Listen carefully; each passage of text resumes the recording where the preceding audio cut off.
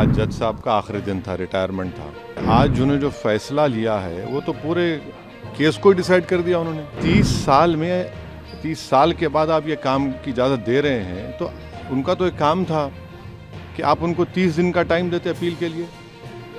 आप कहते हैं कि 7 दिन में पूरा निकाल दो। ये सरासर गलत फैसला है। आज जज साहब का आखिरी दिन था, रिटायरमेंट था।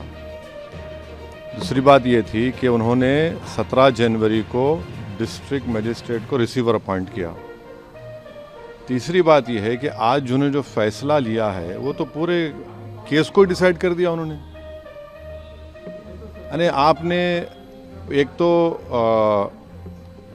कितने 93 के बाद से अब तक खुद कह रहे हैं कि वहाँ पर कुछ नहीं हो रहा था।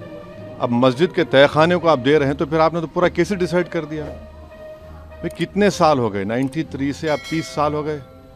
हाँ, उसमें मूर्तियाँ कहाँ हैं कि कैसे मालूम उनको?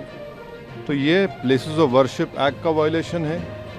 भाई 30 साल के बाद आप ये काम की इजाज़त दे रहे हैं, तो उनका तो एक काम था कि आप उनको 30 दिन का टाइम देते अपील के लिए। आप कहते हैं कि 7 दिन में पूरा निकाल दो, ग्रिल्स निकाल दो और आप इजाज़त दे दिए। तो ये सरासर गलत फैसला है। और आखिरी बात यह है कि नरेंद्र मोदी की सरकार जब तक अपनी खामोशी को तोड़ेगी नहीं और साफ तौर पे कहेगी नहीं कि हम प्लेसेस ऑफ वर्शिप एक्ट के ऊपर स्टैंड बाय करते हैं, ये पूरे तनाज़े चलते रहेंगे। और मैं फिर से कह रहा हूँ कि जब बाबरी मस्जिद का टाइटल सूट का जजमेंट आया था, मैंने जिस एप्रीहेंशन का इजहार किया था कि वो फैसला यकीनन सुप्रीम कोर्ट हमारा आखिरी कोर्ट, हम इज़्ज़त करते हैं, मगर फेद की बुनियाद पर आने से ये तमाम चीज़ें खुल रही हैं। और उस सुप्रीम कोर्ट के फैसले में प्लेसेस ऑफ वर्शिप एक्ट को बेसिक स्ट्रक्चर का हिस्सा करार दिया गया था। तो फिर ये लोअर कोर्ट सुन क्यों नहीं रहे हैं और केंद्र सरकार क्यों नहीं बोल रही है? अब देखना ये है कि अब इंतज़ामिया कमेटी शायद इलाहाबाद हाई कोर्ट में अब इस जजमेंट गलत फैसले पर अपील करेगी।